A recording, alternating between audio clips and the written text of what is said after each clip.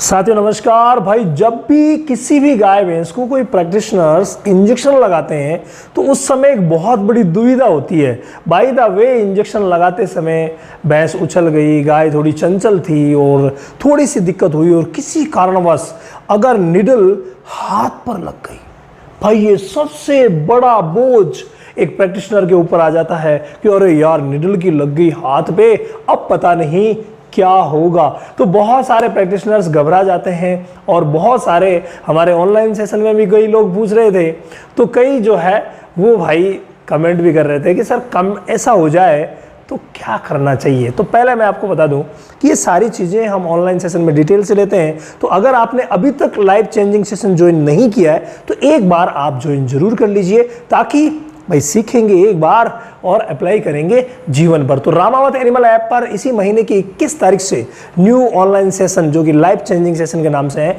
शुरू हो रहा है। अगर आपने अभी तक ज्वाइन नहीं किया तो एक बार आप ज्वाइन जरूर कर लीजिए, ताकि आपके जीवन भर काम आएगा। ए टू जेड नॉलेज तो भाई काम आएगा ही आएगा। लेकिन ये छोटी सी बात मैं आज आपको बता दूं कि अगर सावधानी हटी तो ऐसी 8 बीमारियां हैं जो आपका इंतजार कर रही है और हो सकती है।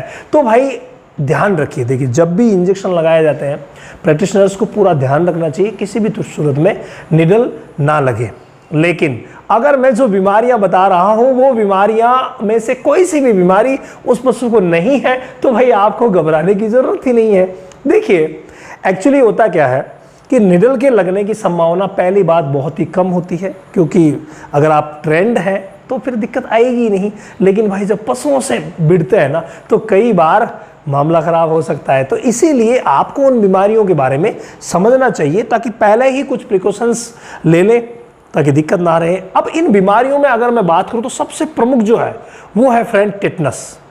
जी हाँ, सबसे ज़्यादा जो खतरा रहता है निडल के लगने से वो रहता है टेटनस का। तो आप प्रयास कीजिए कि टेटनस का जो पहले से टीका लगता है वो अपने आप को लगवा लीजिए, फिर कोई दिक्कत नहीं आएगी। ये जो टीका है ये आप सभी को पता है कि हर 6 महीने से रिपीट होता है। स्टार्टिंग में 2 डोज 1 महीने के गैप से लेनी पड़ती है, उसके बाद हर 6 महीने से रिपीट होता है। वो आप अपने नज़दीकी जो फिजिशियन है उनसे मिलिए और उनकी सलाह से ये आप यूज़ कर सकते हैं। नंबर 2 और सबसे बड़ी दिक्कत आती है वो आती है फ्रेंड ट्यूबरकुलोसिस की, यानी टीबी की। किसी भी पशु में अगर टीबी हो रखी है और बाय द वे वो निडल हम पर टच होगी तो दिक्कत हो सकती है। ये बहुत बड़ी बात है, क्योंकि टीबी एक जूनोटिक डिजीज़ है और ये पशुओं से हम में हो सकती है।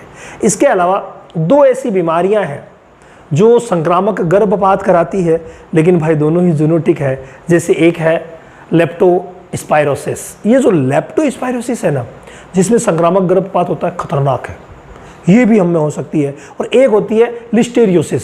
ये जो लिस्टेरियोसिस है ना भाई, ये भी गर्भपात करवाती है, बहुत खतरनाक बीमारी है और ये भी हमें हो सकती है।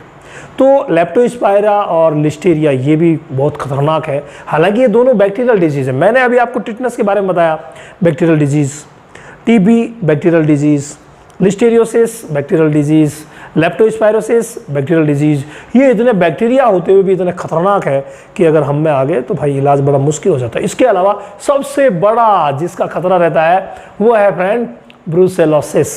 जी हाँ, ये जो ब्रूसेला है ना, खतरनाक, क्योंकि ये अधिकतर जो प्रैक्टिशनर्स हैं वो इससे ग्रसित रहते हैं।